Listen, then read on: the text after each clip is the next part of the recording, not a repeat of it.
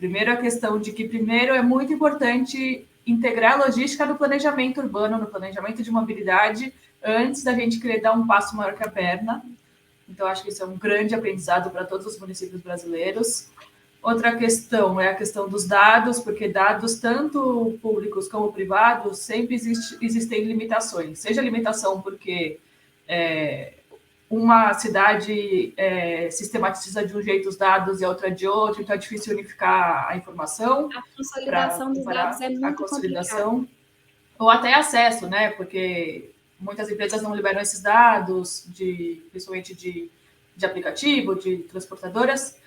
E, por último, a questão dos atores. Então, eu só queria pedir para você, assim, aí vai ser minha última pergunta, para você comentar um pouco a relação que você vê, pelo menos nos exemplos internacionais, ou no que você tem estudado, a relação com as empresas transportadoras com o setor privado, porque eu imagino que elas sejam super interessadas nesse assunto, né? Beneficia elas totalmente. Beneficia elas, assim, hoje, a maioria das soluções que tem, geralmente, a gente vai ter uma empresa privada só envolvida. Ainda se tem muita dificuldade em ver soluções com múltiplas empresas privadas. Então, por isso que esse compartilhamento de dados tem sido um pouco mais fácil, porque a gente tem tido poucas soluções que têm múltiplas empresas privadas. Mas, geralmente, sempre você tem uma empresa privada e uma empresa pública, que seria, na verdade, a concessão do transporte público. Mas é igual eu falo assim, às vezes esses dados, é igual eu falo assim, você não precisa ceder a receita da sua empresa. Não é isso que a gente está pedindo para as empresas compartilharem. Não é só receita, não é seu lucro. E eu acho que é isso que as empresas têm que ter em mente, que a gente não está pedindo para você colocar qual que é a sua receita, qual que é seu lucro.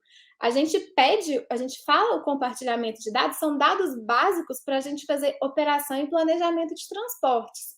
Então, eu acho que essa é a barreira que tem que ser quebrada, e eu acho que é isso que as empresas que estão fazendo esse tipo de solução já entenderam.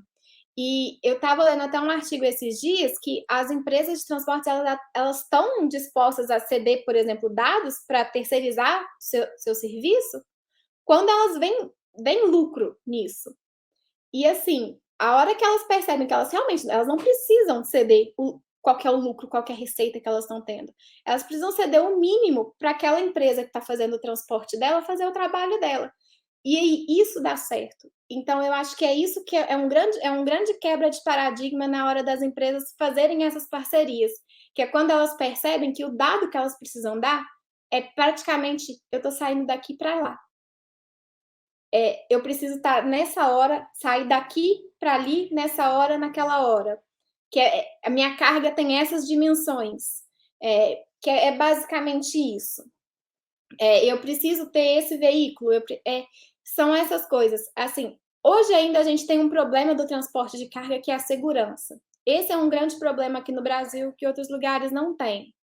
Mas, assim, a gente consegue que nos outros países eles não têm esse empecilho, que a gente às vezes tem, tipo, a gente vai ter essa segurança de um problema, mas a gente consegue passar com isso, às vezes com um tempo, a gente consegue. A segurança em relação à segurança viária Segurança urbana? pública mesmo. Segurança Furto, pública? Furto, roubo. isso que eu ia perguntar. Segurança em relação à carga. Porque isso é uma coisa que não passa na mente deles. É tipo assim, isso é um problema que é muito nosso. Esse é um problema que é bem brasileiro, segurança pública. E esse é um problema que realmente a gente tem que solucionar, que eles não têm. Mas as parcerias, a hora que você vê, as empresas conseguem fazer essas parcerias com facilidade, a hora que elas veem que os dados que elas cedem não ferem, por exemplo, a confiabilidade delas.